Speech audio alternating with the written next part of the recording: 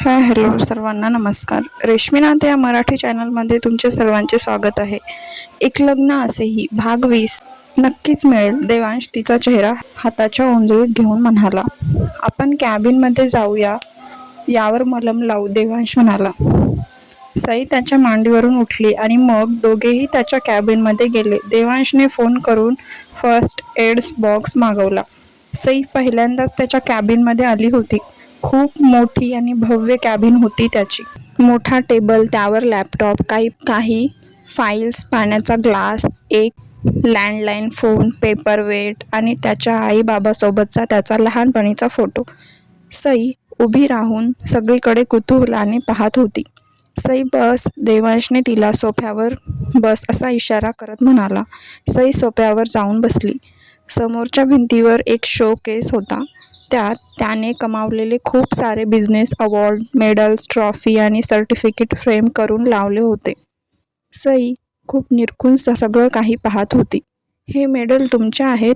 तिने खूप सिल्ली प्रश्न विचारला. तो गालात हसत म्हणाला.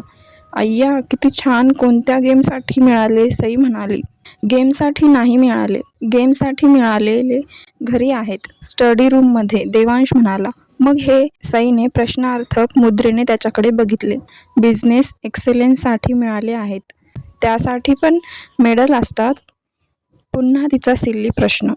हां, देवांश हसून म्हणाला.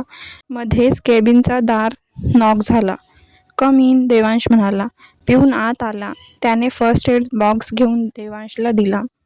प्रकाश, 2 कॉफी सांग, देवांश म्हणाला. Yes sir. प्रकाश परत निघून गेला.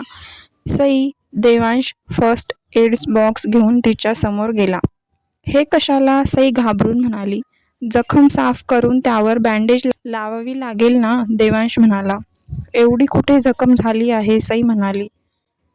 ते आत्ता ती साफ केल्यावरच कळेल, देवांश म्हणाला. जखम छोटी आहे पण खूप आत खोलवर लागलंय. इन्फेक्शन होऊ शकते. इंजेक्शन घ्यायला हवं, देवांश गांभीर्याने म्हणाला. इंजेक्शन?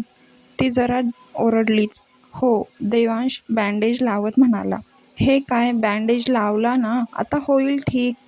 नको इंजेक्शन, सई म्हणाली. सई, जखम खोल आहे आणि नेमकं काय लागलंय काय माहीत, देवांश म्हणाला. मला माहीत आहे ना काय लागलंय ते. आजीने ढकलून दिल्यावर टेबलचा कोना लागला, सई पटकन म्हणाली. देवांश नजर रोखून तिच्याकडे बघत होता. तिने खाली नजर झुकवली. तर म्हणालीस की तुला गडबडीने लागलं, देवांश म्हणाला. हां, ते मीच पाय अडकून पडले, इकडे तिकडे नजर फिरवत सांगत होती. डोंट लाय, देवांश धारदार आवाजाने म्हणाला. ती दचकली. त्याने डोळे मिटून पुन्हा उघडले. सई, तुझ्यावर त्यांनी हात उचलला, तुला ढकलून दिलं, तरी तू त्यांनी काही केलं नाही म्हणतेस?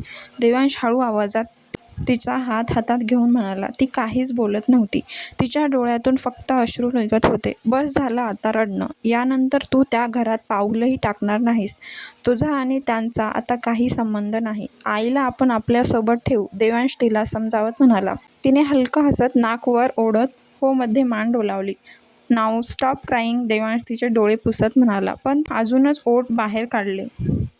काय झालं? देवांश म्हणाला. मला इंजेक्शन नकोय, सई रडका आवाज करत म्हणाली. त्याला हसूच आलं आणि तो लगेच हसला. खरंच नको ना? सईने क्यूट फेसने त्याच्याकडे बघितलं. का नको? देवांश त्याचं हसू आवरत म्हणाला. मला भीती वाटते, तिने पटकन सांगितले. आपण डॉक्टरला इंजेक्शन हळू द्यायला सांगू, देवांश म्हणाला. आहो, खरंच नको ना इंजेक्शन, सई पुन्हा म्हणाली. तितक्यात राजू कॅबिनमध्ये आला. बॉस, राजू म्हणाला. सईने उलट्या हाताने डोळे पुसले. स्पीक, देवांश म्हणाला. मॅडम त्यांच्या मावशीकडे आहेत, राजू म्हणाला. मावशी? सई गोंधळून म्हणाली. कावेरी मावशी. कोण आहेत? त्यांच्या घरी आहेत, राजू म्हणाला. कावेरी मावशी? कावेरी मावशी काकू आहे बाबांची, म्हणजे आजीच, सई खुश होत म्हणाली. आई त्यांच्याच घरी आहेत, राजू म्हणाला. तुम्हाला कसं कळालं? सई खुश होत म्हणाली. सिस्टर, मी तुमच्या घराच्या आजूबाजूच्या शेजाऱ्यांना विचारत होतो तर आई मला तिथे दिसली, राजू म्हणाला. आपण जाऊया, सई खुश होत सोफ्यावरून उठली. अगोदर इंजेक्शन, देवांश म्हणाला. आईला भेटल्यावर जाऊ ना देवांश, सई म्हणाली. प्रॉमिस, देवांश म्हणाला. हो प्रॉमिस, सई म्हणाली. मग तिघेही त्यांच्या घराकडे पुन्हा गेले. मुरारीच्या घरापासून थोड्याच अंतरावर कावेरी आजीचं घर होतं. राजूने गाडी घरासमोर थांबवली आणि सई दरवाजा उघडून लगेच बाहेर पडली. तिने बेल वाजवली आणि अपेक्षेप्रमाणेच तिच्या आईने दार उघडले. सई, माझं बाळ, कल्याणी. ती रडत होती. आई, तू कुठे होतीस? मी किती वेळ झालं शोधतेय तुला, सई रडत म्हणाली. बाळा, मला काहीच कळालं नव्हतं. कल्याणीचा ऊर भरून आला आणि तिला पुन्हा खोकला लागला. सई, आई, तू ठीक आहेस ना? तू इथे बस. सईने कल्याणीला आत नेत सोफ्यावर बसवला आणि लगेच पाणी आणून दिलं. ती तिच्या पाठीवर थोपटत होती. मी ठीक आहे बाळा, सावरत म्हणाली. तू बोलू नको, त्रास होतोय ना? सई काळजीने म्हणाली. कल्याणीने हसत तिच्याकडे बघितले आणि तिच्या गळ्यात मंगलसूत्र, अंगावर साडी बघून तिच्या डोळ्यात पुन्हा पाणी आलं. हे काय केलंस बाळा तू? कल्याणीने तिला विचारले. आई, माझ्याकडे दुसरा काहीच पर्याय नव्हता. तुझी ट्रीटमेंट करणं भाग होतं, सई तिला समजावत म्हणाली. अगं, मरू द्यायचं ना मला? मला वाचवण्यासाठी तू इतका मोठा त्याग केलास, लग्न केलंस, तेही एका अपंग मुलाशी, दुःखाच्या स्वरात म्हणाली. देवांश आणि राजू आत येतच होते की त्यांच्या कानावर कल्याणीचे शब्द पडले. आई, असं म्हणू नको. देवांश खूप चांगले आहेत, सई रडत म्हणाली. त्यांच्याकडे पैसा खूप आहे, पण तो अपंग असल्याने त्यांच्याशी कोणी लग्न करत नव्हतं, म्हणून त्याने तुला फसवलं. तुला माझ्यासाठी पैशाची गरज होती म्हणून त्याने तुझा फायदा घेतला, सई, कल्याणी म्हणाली. हे ऐकून देवांशला खूप वाईट वाटलं. तो नाराज होऊन आल्या पावली पुन्हा तिथून निघाला. राजूला सुद्धा खूप वाईट वाटलं. दोघेही पुन्हा गाडीजवळ आले. बॉस, राजू म्हणाला. ऑफिस, देवांश निर्विकार चेहऱ्याने एवढंच म्हणाला. आणि आई, काकांनी मला फसवलं. त्यांनी मला तुझ्या आजाराचा हवाला देऊन या लग्नाला उभं केलं. तेव्हा मला त्यांचा डाव माहीत नव्हता, पण लग्नाच्या आदल्या दिवशी असं म्हणत सईने घडलेला सगळा प्रकार कल्याणीला सांगितला. कल्याणीने तर सगळं ऐकून तोंडावर हात ठेवला. हे लग्न करण्यामागे माझा हेतू फक्त तुझी ट्रीटमेंट होती आई, आणि तसंही एक ना एक दिवस माझं लग्न होणारच होतं ना, सई म्हणाली. पण बाळा, तुझा नवरा अपंग आहे, कल्याणी म्हणाली. मग काय झालं? कदाचित ते लग्नानंतर अपंग झाले असते तर तेव्हा सुद्धा असंच म्हणली असतेस का, सई कल्याणीला म्हणाली. आई, माझं लग्न भलेही गरजेमुळे झालं असेल, पण मी देवांशला पूर्ण मनाने स्वीकारलं आहे. आता आमचं 7 जन्माचं नातं आहे. ते खूप चांगले आहेत. हे बघ, मला थोडंसं लागलं तर त्यांनी स्वतः मलमपट्टी केली आणि मला डॉक्टरकडे घेऊन जात होते. माझ्यासाठी त्यांनी त्यांची महत्त्वाची मीटिंग थांबवली आणि तुला त्यांनीच शोधून काढलं. इथे सुद्धा मला तेच घेऊन आलेत आई, सई त्यांच्या कौतुकात बोलत होती. तू त्यांना एकदा भेटून तर बघ, सई म्हणाली. ते माझ्यासाठी अगदी योग्य आहेत. माझं नशीब मला देवांश मिळाले, कारण त्यांनी जरी माझ्याशी लग्न केलं नसतं तर कदाचित या लालची लोकांनी माझा दुसरीकडे सौदा केला असताच आई. कदाचित एखाद्या म्हाताऱ्याला किंवा कोठ्यावर मला विकलं असतं, सई दुःखी स्वरात म्हणाली. सई, आई आश्चर्याने म्हणाली.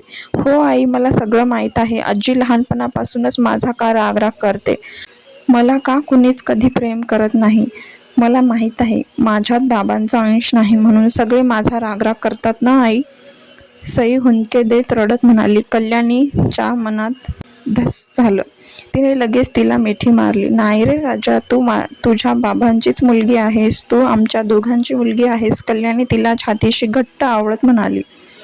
आई, सई खूप रडत होती. बस बस, आता अजिबात रडायचं नाही आणि मागच्या कुठल्याच गोष्टी आठवायच्या नाहीत, कल्याणी म्हणाली. हो, आता तू माझ्यासोबत राहा, देवांश म्हणाले. आईला आपल्यासोबत ठेवू, सई डोळे पुसत म्हणाली. देवांश, सईला आता त्याची आठवण आली. इतका देवांश कुठे आहेत, सई इकडे तिकडे बघत म्हणाली. तितक्यात कावेरी बाहेरून आत आली. हातात भाज्यांच्या पिशव्या होत्या. सई, कावेरी, आजी, सई म्हणाली. कधी आलीस बाळा, कावेरी आत येत म्हणाली. 1 मिनिट, हां आजी, आलेच, असं म्हणून सई बाहेर वरांड्यात आली आणि रोडवर पाहत होती. तिला ना देवांश दिसला ना त्याची गाडी. काय गं, काय झालं? कावेरी म्हणाली. काही नाही, देवांश मला घेऊन इथे आले होते. गाडी होती मोठी. सई विचार करत होती. मी आले तेव्हा बाहेर कोणतीच गाडी नव्हती, ती कावेरी आजी म्हणाली. असं कसं होईल? मला स्वतः देवांश घेऊन आले होते. सई विचारात पडली. माझा फोन. तिने आजूबाजूला बघितलं तर तिच्याजवळ फोन नव्हता. ती घाईघाईत गाडीत विसरली होती. समोर काय झालं पाहूया पुढील भागात. हा भाग कसा वाटला कमेंट करून नक्की सांगा आणि आपल्या चॅनलला सबस्क्राईब करायला विसरू नका.